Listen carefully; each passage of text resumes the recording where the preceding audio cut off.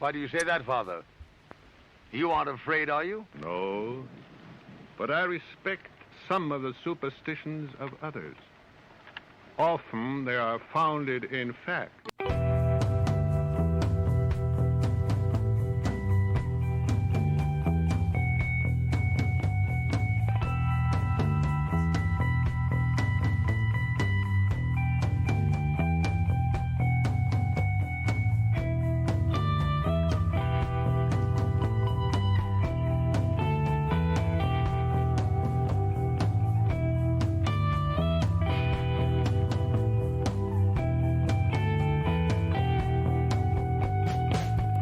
Broadcasting from our Sanctum Sanctorum in Venice, California, this is the Sixth Sense Society. I'm your host, Krista, here with our producer, Michael, and today we are excited to have back on the show our friend Dan Moore, who has been on the show before talking about the Hermetic Kabbalah, alchemy. He's been on our magic panel, so we're really excited to have him back on because we find him very interesting and entertaining.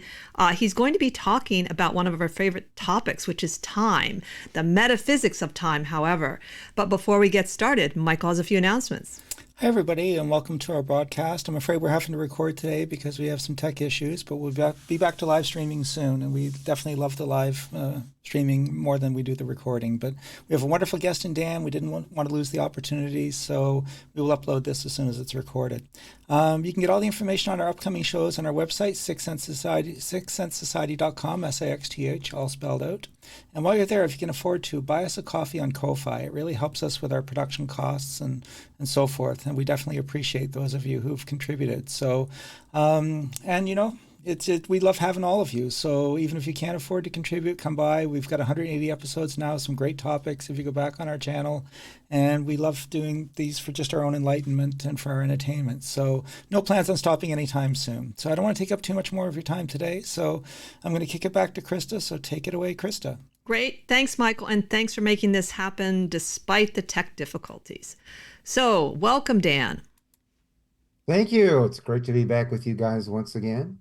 And I'm glad that I can be interesting and hopefully a little entertaining too. We think so. And I think other people do too. Hope so. So let's begin. I know that you had some particular thoughts you wanted to start with about the concept of time. And one was the idea of it being both cyclical and linear. Yeah, there is. I have to say this, my background, this will date me quite a bit. I was really smitten with the whole concept of time, what is time, and all of this when I went to the drive-in as a kid with my folks, and we watched George Powell's The Time Machine with Rod Taylor and Yvette Mimieux, and it really kind of put a hook in me. It was a great movie to be of the first ones. So I have spent a lot of time looking at this and thinking about this and so on and so forth. Time, for the ancients at least, they saw it as being largely cycle-like or cyclic. And the reason for that is because you always had winter coming back, and then you had summer coming back, and spring would return and fall would return. And you had all these kinds of cycles that went on in nature, and they knew how to exist with nature when they would plant stuff, when they would harvest it, et cetera, et cetera. So that's kind of how they looked at it. And then it wasn't until sometime later that we begin to see an idea of a past, present, and future. There are these societies like Egypt that had this continuity of what the society was for a very long time. So it's kind of like things didn't change all that much. Yes, they did change, but they didn't change all that much with regard to what the buildings look like and what their customs were and the language and the dress, etc. Now, today, we have a kind of idea of time being somewhat linear. There's the past that was, and we have our memory, which helps us recall it. And then there's the present, which we are in right now. And finally, there's the future, which is yet to be. And a lot of people fear it, although if you think about it, it's one of the few things we have kind of a lot of control over. So I began to think about this, and I said, well, you know, both of these points of view have merit, and they have their own degree or aspect of truth. And I was an amateur astronomer too when I was a kid. So While the planets are revolving around the sun in the structure of the solar system, the sun itself is moving basically very slowly around the center of the galaxy because the galaxy spins like a top. And so if we were to imagine that, and we see a line coming off of the sun as it moves from point to point in space, that would be kind of a straight line. But the planets are circling around the sun. So if you track them, they don't leave a straight line. They leave a helix. Hmm. And this was one of the conclusions I came to before I saw a diagram that explained that time was kind of a helix shaped. There are these recurring cycles, but there's a kind of a progress, an overall progress that takes place that we might describe as somewhat linear. So, when it comes to the whole linear idea, and I mean, maybe the common man would say, well, yeah, time does progress. You know, like just the common sense that we feel that time is progressing. But from the metaphysical point of view, I've also heard, whether I agree with this or not, is that all we have is the present, the eternal now, or that that's the only real thing. And I have a hard time putting my mind around that experientially. Well, I think the way I understand that concept of the eternal present is a little bit different than the life affirmation stuff where it says you need to live in the here and now, live in the moment because, the past was, the future is yet to be, and you can't be, living in either the past or the future per se. You have to deal with life as it comes to you now. But the metaphysical or philosophic concept, as I understand it, of an eternal now is this fact that everything is a unity. It's an absolute fundamental unity with the source of being. But that implies a lot of different stuff. One of the things it implies is that past, present, and future are one thing. They're not lineal. And when you look at them all together, that's the eternal now, a kind of transcendence of this lineal perception of what time is, and which I think is really an illusion. So that gives forth the possibility of maybe explaining how people have precognitive experiences, for example, and stuff like that, or maybe how other people can look back at the past to see what happened. Certainly, a very famous English historian, Arnold Toynbee, he said that's how he did a lot of his research about the past. He would simply imagine what it was like to be there and what went on and so forth. That's fascinating. Now, one of the things throughout my life, I've often pondered the idea of focus in the present life. Since I was young, I've believed in reincarnation, and then of course I was introduced because of my father to the Seth material, which really kind of messes with your mind a lot. And one of the things I thought about when I was preparing for the show is this concept of, okay, if everything really is happening at once, which is in terms of physics even possible, like it is a theory that hasn't been proven, but it's possible. Why do you think in a particular moment I feel I'm focused on this particular life? Like I've often thought, why am I focused on this moment? Like, why couldn't I be focused somewhere else? And that consciousness working with time, it sort of just I find it interesting to think about that. I haven't come up with any ideas other than I like to think about it. Like, why is this moment important to me that nothing much is happening in this life, it seems, and why am I so focused on being here now?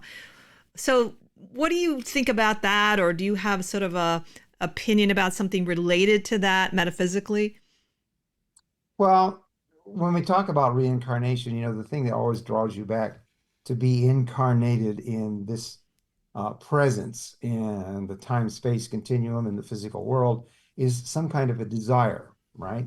And so your desires begin to focus your mind and your thoughts on all kinds of different things that are more or less connected with your everyday life and your hopes, your dreams, and with the basic necessities of life, like making a living and all that other kind of good stuff.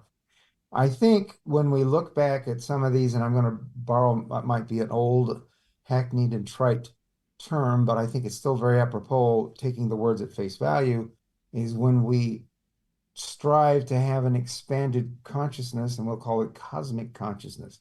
We try to be aware of everything, everywhere, all of the time, and we discover that there is a lot of things going on besides our perceptions for what is here now. And I have personally experienced that kind of thing where I have felt what is happening in different parts of the world and whatnot. And then I've wondered about stuff that I remember from my past and also some other things that have come to me, which seem to be these echoes of what they call far memory, right? Of previous incarnations too. And there are some people who like to play with that when they, look at your past lives, they'll run you forward and say, what's your future life going to be like? And there have been some interesting experiences there, and they've had some commonality with some of the people who were in my circle at that time. So it's very interesting kinds of stuff. As to why you're here, it's kind of like you accept the limitations that are here of life. I like the thing about BOTA, devil design of their tarot. So you have this man and woman that are chained to the half cube that the devil sits on, but the chains are not constricting around their neck. They could easily lift those chains up and let go of them. And we kind of accept our limitations and whatnot. And I think the devil, one of the esoteric titles for that, Charlie focused a lot on that. I think is Child of the Forces of Time, if I remember. Well, that's interesting. There's a couple other, since we're bringing up the tarot and Kabbalah, there are a couple other of the major arcana associated specifically with time. One people may not know is the Hermit, who was originally at one point depicted with an hourglass. And then, of course, Saturn, who is the Lord of Time. And so that's the World card.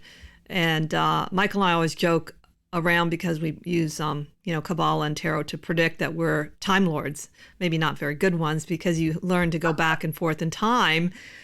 Whether you're correct or not, you're training your mind to do that all the time as someone that works with people doing predictions. Not everybody does. Not everybody wants to do predictions, but we do. We get a kick out of it. Mm-hmm. Yeah. In fact, the thing you mentioned about Saturn being there, if you take a little bit of a look at the etymology of the word itself, Saturn of the Latins was known as the Titan Kronos by the Greeks. And that's where we get our modern word chronology from. So here you have the origin of both Father Time and the Grim Reaper. And Saturn as a planet does seem to be a good. Also, we were talking earlier about the cyclical nature, and then the Saturn return is probably one of the most useful cycles in a person's life, at least because it can happen 3 times in your life now fairly easily because people are living long lives, but it's long enough to see something happen. So if it's like a very quick cycle, you might not see the progress, but with the Saturn, it sort of marks these periods of time for the human being to kind of examine. Even though you could also argue the planet Venus has a very precise kind of energy because of the way it creates the star point in the sky as it's transiting, which is really fantastic. And I know that Venus is revered and Saturn in the Masonic tradition. Yeah, Venus and the Sun are the only 2 planets that over an 8-year period draw a pentagram in the sky. And it's known as the pentagram of Venus. For Saturn, there's interesting stuff with Saturn, though. If we look at our Hermetic tradition per se, is it the Kabbalah, Bina, which is understanding, is seen as the divine feminine. Yet a lot of people only see this kind of judgmental taskmaster type aspect that's kind of masculine of Saturn. I mean, after all our judges are robed in black, right? But there is actually a feminine transcendent aspect to Saturn.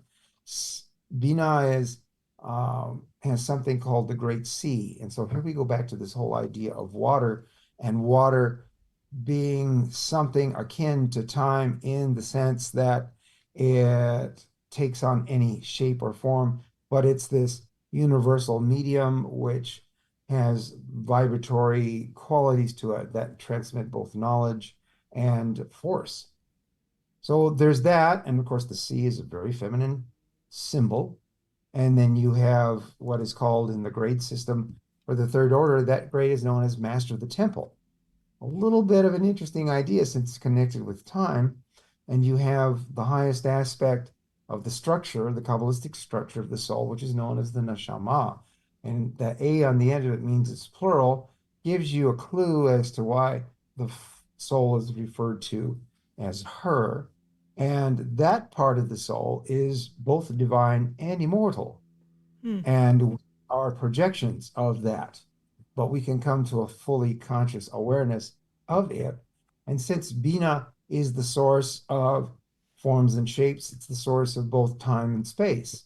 Once you get to that level, then you these things about the ascended masters and whatnot. It's a way of transcending both time and space, like Apollonius being seen in two places at the same time and stuff like that. It's interesting too. I think most people have had that experience of timelessness when you're so absorbed into something that you have that you really don't even know that time has passed. I think particularly when I was young, it was easy to do that. Children seem to be able to kind of understand that moment of timelessness and the past. I find it interesting too how time passes, how we experience, like during the pandemic. I thought those 2 years were the longest 2 years I've ever had. And then other times I felt like a whole decade went by really quickly. So that feeling and experience of time moving at different rates as a human being, I find kind of an interesting one.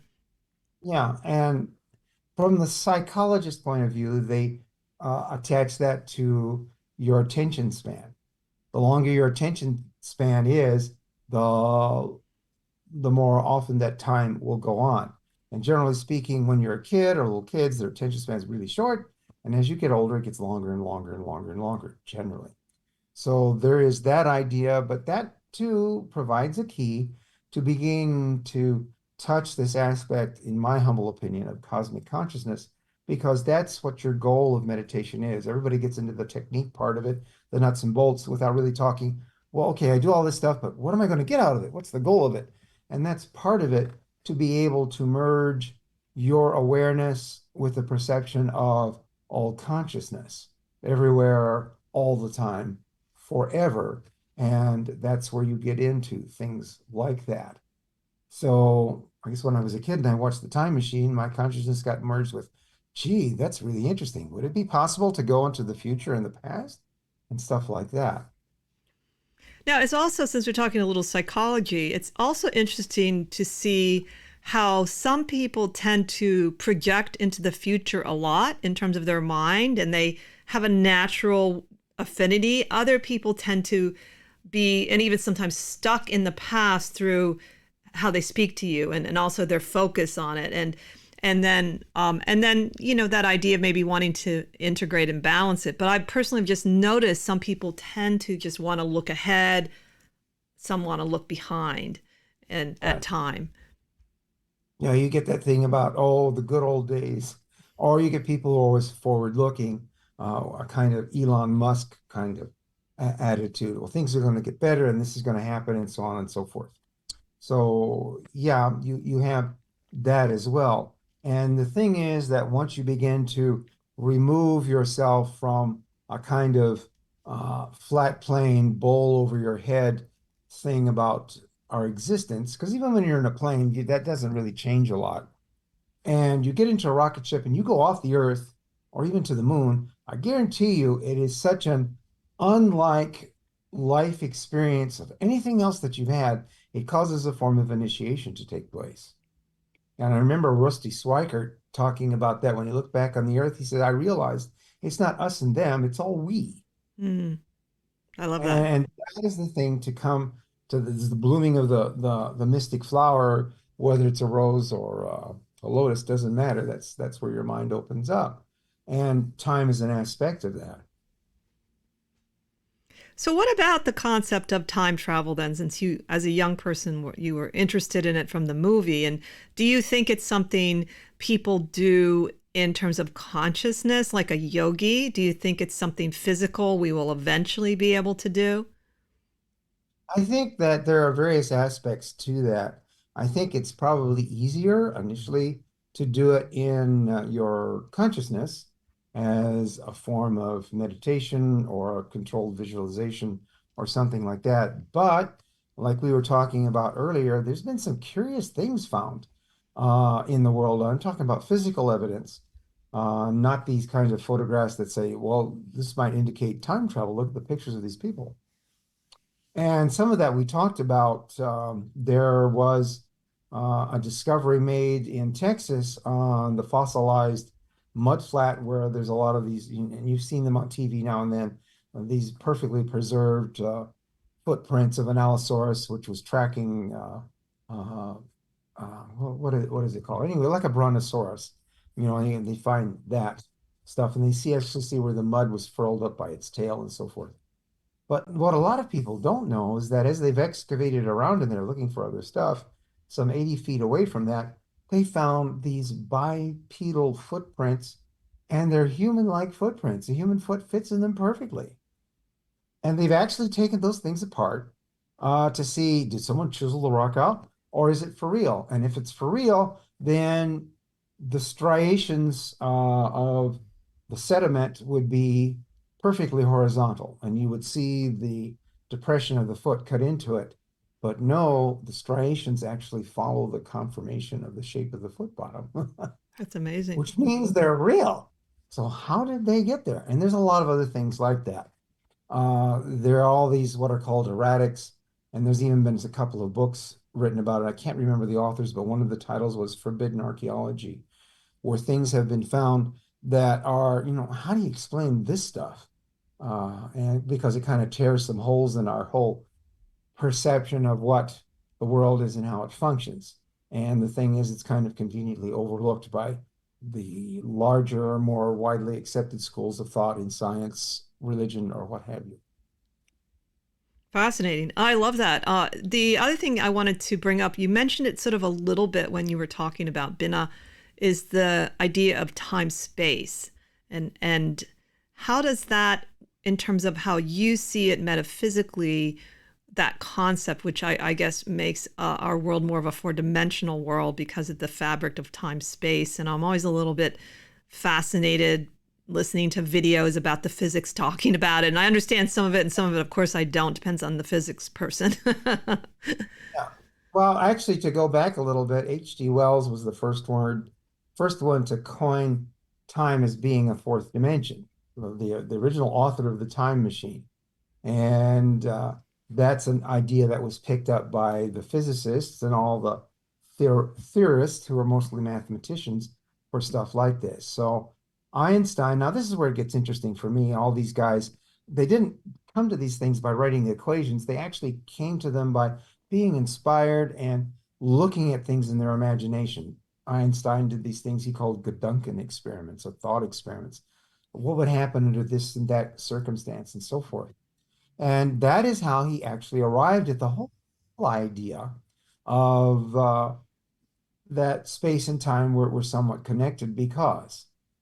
And subsequently to that, we've been able to do things like have an atomic clock on the Earth and then a plane flying around at 30,000 feet. Since atomic clock is measures such small intervals of time, like I think today they do billionths of a second, they had these two atomic clocks in this one particular experiment synchronized by a laser beam, and they were perfectly synchronized on the ground, and then the plane flies around for a little while and they come back, and one is in the future a few fractions of a second than the other one. So that they proved that, you got kind of maybe a one-way trip into the future. But the thing about going into the past, we haven't quite figured that aspect of it out. But if one is possible, why wouldn't the other one be possible too? That's interesting. And that point about it was only like 1 second. Maybe that is how time travel back will begin, by a very tiny movement backwards. That possibly. Because I always think of like this big leap. I don't think of, maybe a lot of us from watching movies or reading books, like, I want to go back to see if Jesus was real, things like that. So that's interesting, the 1 second. And yes, if one works, the other one ought to. It seems like if you can go into the future, you should be able to go into the past. Yeah, might be this symmetry, and so who knows? Physics is still arguing about all of that, and we will see what happens. They get in they their theories paint themselves into a corner with a conundrum where they have, well, at the very beginning there's the Big Bang, and then people start saying, well, what was there before that?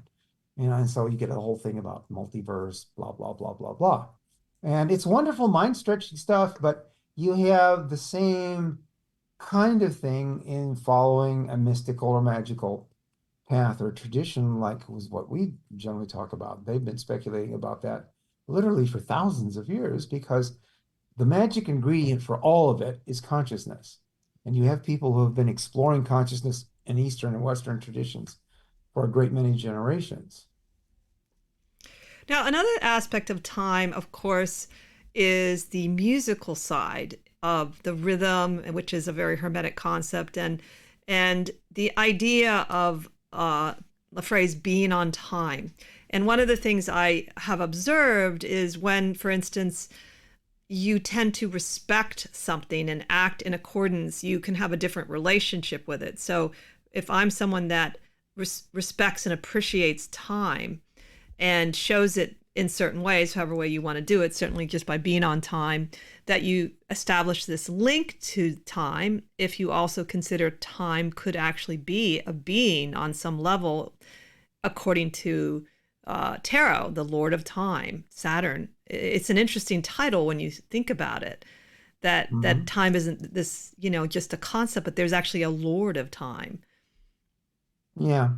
And I think if I remember right, correct me if you're wrong, I'm wrong, that the World of the Universe card actually has two esoteric titles. One of them is Child of the Forces of Time, and the other one is Lord of the Gates of Matter.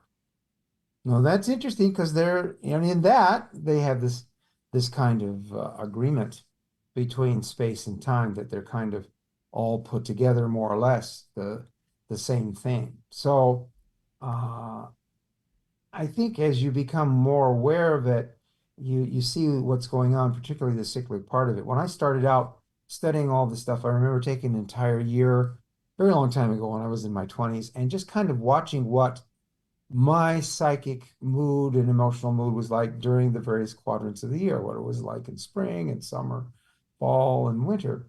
And it was very interesting to find what distinguished those things.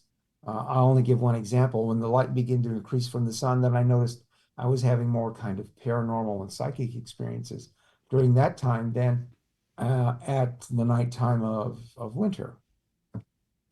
I suggest everybody kind of take a little time to do that and find out those rhythms like you're talking about, because that's what the ancient Greeks used to call the music of the spheres. Yes, and there are people, mystics, that actually hear that music. I'm always like really impressed, and they talk about how it's like nothing else you've ever heard, the music of the spheres. Yeah, because everything, let's face it, even physics tells us this, everything has a waveform pattern. It has a vibratory signature of some sort. You and I do. Every constituent of our physical and our metaphysical vehicle does. And just like you tune into a radio or TV station, you have the ability through your awareness to perceive the other qualities of whatever it is. And it doesn't have to be physical. It can be a location. It can be an intangible, like a thought or emotion, or a being, etc. Deity that you can share your consciousness or experiencing it up front, because we're kind of like, I don't know, we're a connector, but in a way we're kind of like a cosmic tuning fork. Oh, I like that. Yes, a cosmic tuning fork. Now, another word I came across associated with time, and definitely a more metaphysical view of time. I was listening recently to Dr. Eben Alexander. He's talking about his near-death experience that was extraordinary. Are you familiar with him? He was a doctor. I'm not familiar with him personally, but I've read a lot of near-death experiences and have talked to he had people. I think probably one of the most unusual ones, because his frontal cortex was dead, and he had this encephalitis that should have killed him. And he, of course, didn't believe any of this before this happened. He had the most extraordinary near-death experience that he remembered visibly. But the fact that he could have this without any brain activity, right? And they proved it. He was that part of it. But he talks about that, like many of them do, that idea of evaluating, that time you evaluate your life. And he said he called it deep time, in that you experience it. He felt he experienced it all at once. And from other people's point of view, though, but I love that idea of deep time, that because how could someone experience so much so quickly because he wasn't dead for years, it was still only moments. But I thought that was an interesting term, and I didn't really go any further with that, what he meant by it, but I thought maybe it would be a good point to think Is that about. the gentleman who actually met I don't know, his sister or sibling that she had passed on before him, and then he saw a picture of her later? That's the person that I No, I don't encountered think during? so. Well, if he did, I don't remember Yes. that part, but he went on this, like, first he was in this sort of like, almost like he felt like he was an earthworm in this like kind of gnarly energy. And then this light, he appeared, and then he went up through this, I guess there was a whole experience going up through the tunnel that he talks about. Then when he arrives to this place, there are all these people, and he sees this, he's on a butterfly, and he sees another woman on another wing of the butterfly. And he says, like, everything is just so vivid there.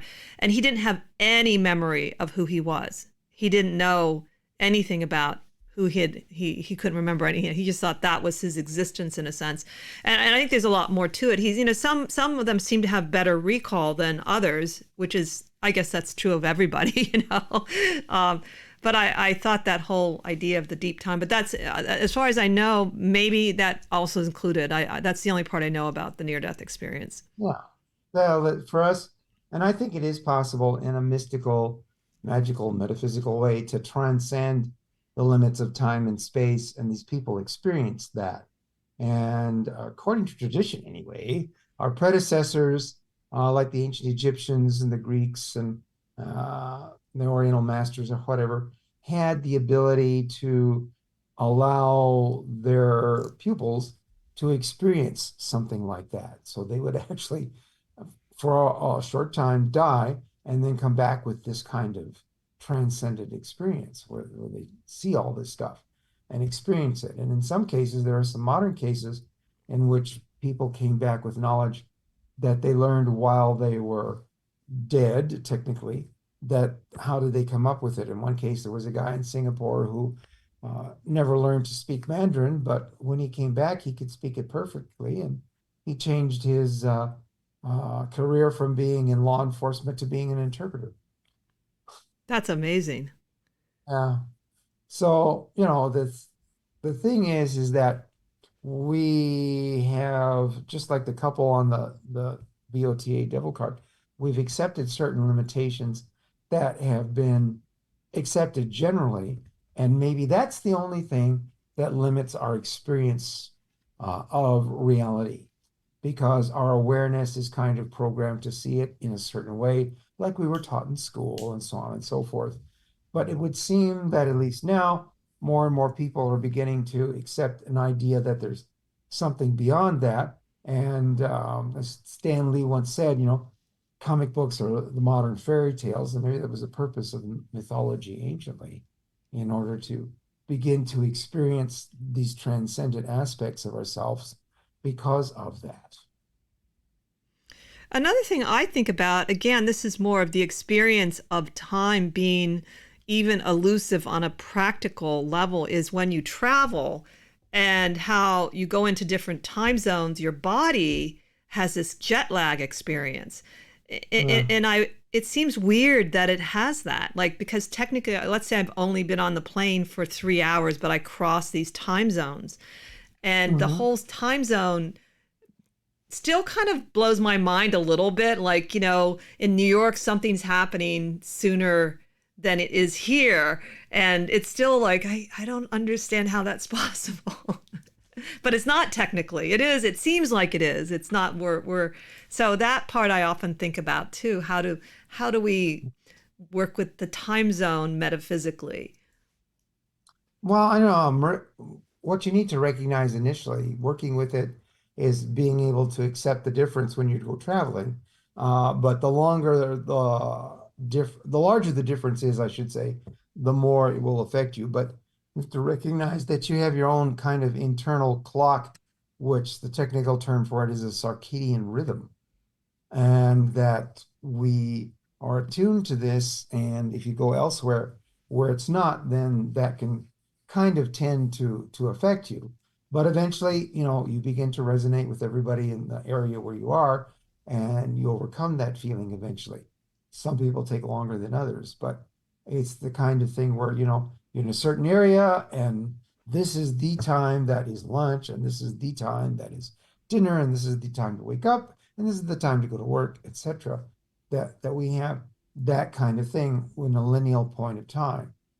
But if we were to become an astronaut again and go out onto space with that kind of heavenly or godlike point of view and take a look at the Earth, okay, and we could see the Earth revolving, and we would see the shadow side of the Earth and the lit side of the Earth, and there's that thin line that's called the terminus, which is the in-between place. And that very thin line is where the people living there, depending upon where they are in the cycle of rotation, either the sun is rising for them or it's setting for them. And there are these two distinct zones, but it's still the same the same sun. So in that point of view, the sun is rising and setting constantly, continuously, all the time, because now we have removed ourselves from a lineal concept of it. And now we're looking at something that's a little bit more essential. And in a way, physically, it's describing what we can experience in a spiritual, soulful, mental aspect, however you want to describe it, as the eternal now. Now, time is different in space, right? I forget how. Well, it's different in space depending upon how close you are, one, to a gravitational object like the Earth or the sun, and two, how far away you are. The idea is that light is what's carrying the information. So if you're a light year away, by the time that light gets here, they're looking at you a year ago. And if you had a telescope to see her. Mm-hmm. So that's the idea for that there too. The closer you go to the speed of light, the more time slows down. And that was the thing about going into the future, because time for you is running a little bit slower. And I forget, there's one of the astronauts that they did a little calculation, and he's living about a minute into the future relative to the rest of us. That's fascinating. So it seems almost that time has different, I don't know, different dimensions almost, in that the physical aspect of time in the body, like the biological clock versus the time connected to consciousness. It's almost as if time is obeying certain physical laws too, and the more material things are, then time itself almost appears material, such as the aging process. Yeah, again, for me, the ultimate source of all of this and how we appear to ourselves and to everybody else has to be the essence of what you are. And that's mental or spiritual, it's consciousness. So the more the consciousness accepts ideas like that, then the more you're tied to it. And then we have these things, particularly in Judaism, and I imagine you could find them in other traditions, where they talk about a few people who knew God directly and transcended to be with God without experiencing death. They transcended death. They simply vanished in a flash of light or what have you, or like some of the stuff we've seen in Star Wars lately, if you've been watching any of that, where Luke turns into a whole mass of shining particles and floats away. I think the same thing happened to Odin in the Thor movies and whatnot.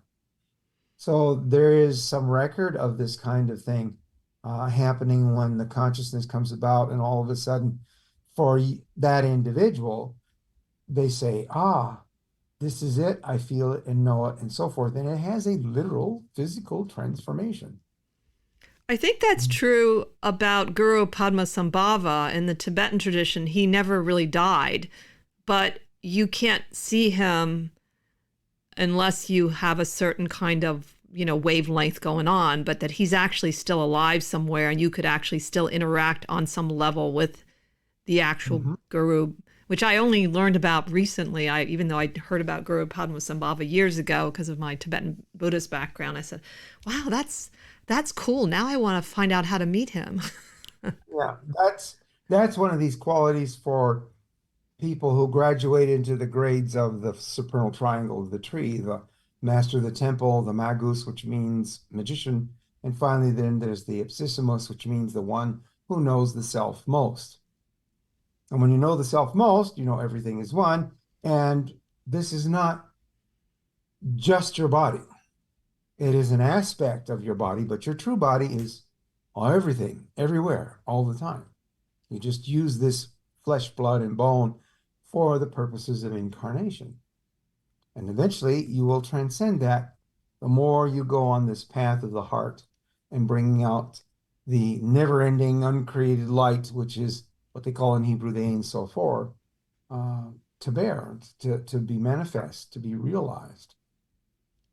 Now, one of the other aspects of time that many people want to know and experience is the idea of timing, and how when we experience flow, we appear and are often at the right place at the right time.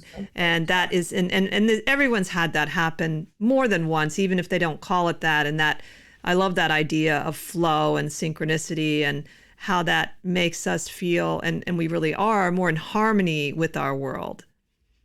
Yeah, I don't expect anybody to believe me and whatnot, but the more I've gotten into this, the more that is happening in my life, in the sense of things have never really been better. We've been taken care of. I've done things just in the recent past that all of a sudden are necessary for what's happening right now, and that kind of thing. So you can develop an expanded awareness such that you are functioning in this harmony with what everything is going on. Paul Foster Case called this, the will of the eternal, the one true will, and that comes directly from Jewish mysticism. That there is everything is functioning in accordance with that will, and the more you realize what it is, and you resonate yourself with it, so that you kind of behave in harmony with it, the more these kinds of coincidences, which I don't believe exist at all, occur to you or to groups of people or so forth. Well, the concept of resonant is actually how time is kept with watches, with the quartz. The Yeah. resonance and the frequency that quartz holds those resonances, literally, it's actually proven that there is a resonance. I do feel a little bit that there are people in the spiritual community that really misuse that concept of vibration, though. And they, for instance, I heard someone recently talking about you had to have a certain vibration to see the reptilians. And I just happened to be watching that lately, and kind of putting people down. And Yeah. my experience personally of meeting what I would consider highly evolved people would never did that. In fact, what they would do, they would raise me up just being around them. I would find that I would naturally, better things would happen being around them. But I honestly never heard one of them say something like, "Krista, your vibe is off." Yeah, yeah. Well, this is what are we trying to do here? Think of it like an orchestra, okay? And each of us is an instrument to that. So there is our waveform pattern, our vibratory signature, and when you resonate with everyone together, there is this wonderful synergy called harmony that takes place. So we make music. And if you don't, it's just noise. So is it a resonance or is these people about a dissonance? And you're right. There are people who do not appreciate the positive aspect of doing stuff like this. And frankly, if they were to sit back, because this is one of the things I did too when I was a younger person, I looked at people who had a negative attitude, which unfortunately is a great many people in this world. And then what was their life situation like? What was their health like? And so on and so forth. And then you look at people, the few, that have a positive attitude about things, and what was their health like and their life situation, whatnot. Kind of like night and day. So there's the approach to it all, you know. It's the old thing about, well, is the glass half empty or half full? And you're It's going to be true, an and optimist. it's interesting for me. I recently was who is it? I was reading about the Sabian symbols and the woman. Now I'm forgetting her name, but the woman who channeled these symbols in astrology was a real medium, and the astrologer picked her out because he thought she would be really an excellent person to do it. But what was amazing about her, a little bit I read about her life, was she was wheel bound her whole life with this terrible rheumatoid arthritis. And it was like, late 1800s, 1900s. So there wasn't a whole lot. And then she'd had a terribly tragic, oh my God, the people that died in her life, and she was an orphan. But she had this amazing attitude. She spent most of her life in this particular home for somebody that's disabled. And she was always trying to cheer people up. She always had a smile on her face. She would say there's always something meaningful in your life, no matter how bad it is. And boy, she had a very difficult life, but she really found this spiritual depth in her. And so she was like written when she died in her 50s. She was written about in the newspaper. She was living in San Diego at the time, and everybody commented on how she was such a positive person. And I felt touched by her. It's like, oh my God, how did she manage to do that? So it was her attitude. It was that sense of, going deep inside of herself and finding, she was a very spiritual person. I forget what group she belonged to, but that Yeah. attitude. And we all have that potential, to and I would have to say with current situations in the world today at this point in history, there are all these external pressures which are forcing us to behave like human beings to each other, to Hmm. value each other and to try and take care of each other, because there isn't any other way to be. We try and be any other way, and well, look what we got. you know? It's an interesting Uh, point. The time that we're in is challenging how we support each other. And I agree with you that the structures we have been using are not holding up. And we have to rethink and regroup and work more together. I completely agree with you with that. So with this yeah, particular era. we have to grow and evolve, and we've been ignoring that. We're doing stuff like they were doing, 50 or 100 or 150 years ago. They're holding on to attitudes like that. And that will not serve us. It just won't. As the human species goes, our value system needs to grow and evolve. Our political, social structure needs to grow and evolve. The way we treat the environment and live with it needs to grow and evolve, and so on. And nature will force these issues upon us until we wake up or we start all over again. Like that cyclical time idea. Oh, yeah. Because the earth is a living being. It's a living, breathing being, and it's a superorganism. We all live inside of it. And because of what we're doing, we're like infecting it and we're giving it a fever, literally a fever. And what happens when you get a fever in your body? Well, your body starts to work to get rid of all those little creatures, the pathogen that is causing you to be sick. The earth will do it to us too if we don't wake up and begin to behave. Do you think that some people think this is a repetition of the Atlantean times when they had like technical civilization, they ended up destroying themselves?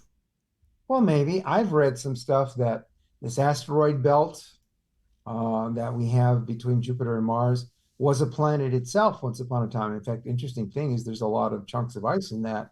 And that planet was destroyed by uh, the people on it, which maybe have been us, the life wave, not growing up and doing the right thing. And so what? The whole planet's gone now. I've read that kind of stuff too. Maybe so, maybe not. But the warning is still there, and we have to pay attention to it because what's happening on now a larger scale is what happened on Easter Island on a very small scale when they Mm-hmm. cut down all the trees and there was all of this competition between the various groups and so forth. And no, we know what's right. No, we know what's right. And you see what happened. They went through a time where they starved and they turned to cannibalism. It was so bad. Oh, I don't want to Oh, do yeah. that. No, we shouldn't do that. But look where we're going. Time is of the essence. Exactly. That's a nice legal term to mean you can't put stuff off anymore. You've got to grow up and be real and face the situation and do something serious about it now, not tomorrow, not a year from now, or let the next generation worry about it now. And Well, we're and in that's that a time. temptation with if you get too into the philosophical view of time is if someone uses it negatively to say, oh, time doesn't exist and we are all one and what does it really matter? You can get too detached, it seems like. I've met a few people like that.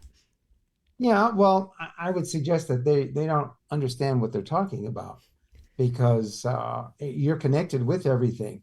And like I said, this is only a part of your body. If you really sit down and think about this aspect that everything is absolutely, literally one, what does that mean? I mean, it means things like you are alive in me, and so is everybody else that ever was, is, or will be. And the same is true for you. Now that's got to wake us up. It's a head twisting, mind boggling kind of thing. But at the same respect, I have every confident expectation that it is the truth. And that's not just true about the humans, it's true about the humans with the land, with all the other beings, whether they're trees or animals or the water or space itself. We are one with it. And that's where you need to be. People want to be disconnected from this stuff. They don't want to have their responsibility. And that's why in Kabbalah, you always have Malkut. Your feet are always on the earth and your head might be up there in the light, but you're supposed to be a connector. You're supposed to be bringing this down for the Mm, benefit of everybody else so that the world gets better and you lift them up. hmm I mean, in Buddhism, that's the same thing. The Bodhisattva hesitates to go into nirvana and become full Buddha because he sees what we're all doing to each other. And he says, I can't do this when you people, you brother and sister human beings, don't understand that the bliss, the understanding, the healing, and the love and the light is in front of your nose, and you choose to ignore it. Yes, they put off their enlightenment deliberately, the Yes, bodhisattva. right. I've And that's also why. read accounts with in Buddhism where there is this misperception that if you get to a certain point, you don't feel things. You actually feel more, but you just don't hold on to it. That compassion helps you to have that empathy towards the butterfly or the tree. It's that it's a more fluid state. You don't attach yourself to it, so it flows through you. So you actually can you can't turn away because you're Yeah, one no, with that. You have to find something to do with that energy. That's at least what I've read and also experienced sometimes myself when I have felt more connected. Is right. it's you can't turn it off, but you And can let there's things flow through you and experience it that way. So you're not necessarily in pain. Yeah, well, there's that aspect of that eternal now, the eternity, everything is one and it's alive, and you have the ability to know and experience it. And that's the idea, because then compassion, all compassion means is to suffer with, to be able to appreciate someone or something suffering, to feel it, and then hopefully want to do something about it, to be part of the solution, to be a healer. That's the idea of compassion.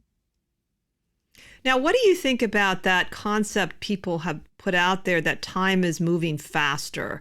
And is it really moving faster, or are we in a speedy world because of all the technology that moves so quickly?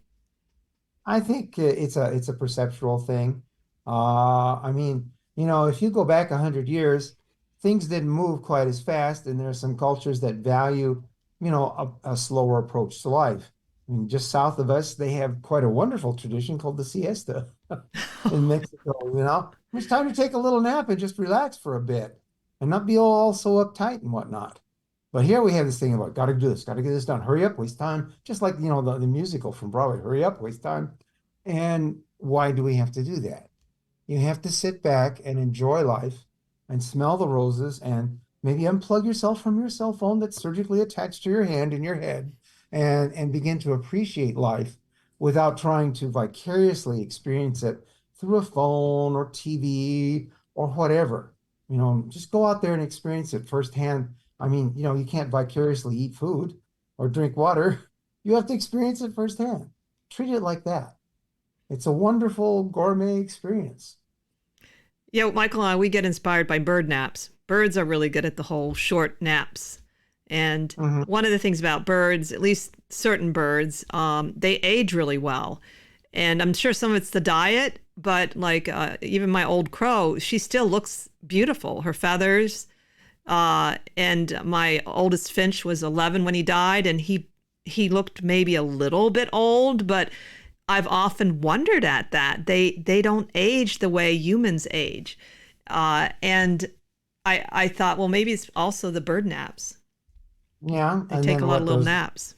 Those wonderful Galapagos tortoise that are 300 and 400 years old, for example. And in fact, this is when we talked about, just to digress a little bit to our discussions in alchemy, that was one of the promises about being able to live longer than the regular period of lifetime, and whether that meant direct transcendence or not. But for everybody listening out there, go to Google and type in immortal jellyfish, and you'll find a lot of stuff in there about not just certain kind of jellyfish, but all other kinds of animals that are very long-lived, and even trees. But the curious thing is, all the stuff that they have in their physiology, we have in our bodies too. So who's to say that at some point that activates in a certain way to preserve rather than decay you? I'll have to tell you something. My wife likes to watch Dancing with the Stars. Cheryl Ladd was on it, the original Charlie's Angels from way back when. That gal's 71, and man, her face might look a little bit like it, but she moves like she's half her age. And she looks it too. You see that with, I've met some Tai Chi masters like that, that they're so limber and energetic, and even more so than even people in their 30s. And depending on what race they're from, because sometimes the Chinese do age well with their skin, but still they looked older. But other than that, they could be in their 30s easily in terms of their energy and ability to do things. Yeah, it's all your mental approach about life as to what, time is wearing on me, I'm getting old and all this. I remember one gal who hadn't had given birth to a child. She goes, my biological clock, it's running out, They get into this kind of a thing. So there are these people. There was this lady in France who I think she passed away at the age of 114. She had to stop riding a bike at 105. She went through 2 world wars, first one and second one, right? Because she was in France. And I think she lost a child or two, which is an incomprehensible loss. And she smoked a cigar and drank wine most of her life. 114. Yeah, there are more stories like that. Isn't it the approach? Isn't it the approach that you have to it? Again, is the glass half empty or half full? And on that note, we are running out of time, as they say. So thank you. Put time in a bottle, like the old song goes, right? Yeah, there's so many of those phrases with time. I almost was going to make a list of them, but then we'd have no show. But thank you for coming back, Dan. It's my pleasure. I enjoy visiting with you folks anytime. I have quickly a few videos that are very short, about 10 to 13 minutes on YouTube. If anybody wants to know about them, where they explain the scientific aspect of time and then some of that fun stuff about photos, which supposedly are things that are out of time. My email address is on the website. You can write to me and I'll be happy to send that stuff back to you. And there's a lot of other fascinating stuff on there. So. Great. Thank you for sharing that. And thank you all for listening. Join us next time as we continue to explore the esoteric and the obscure together. Have a wonderful week.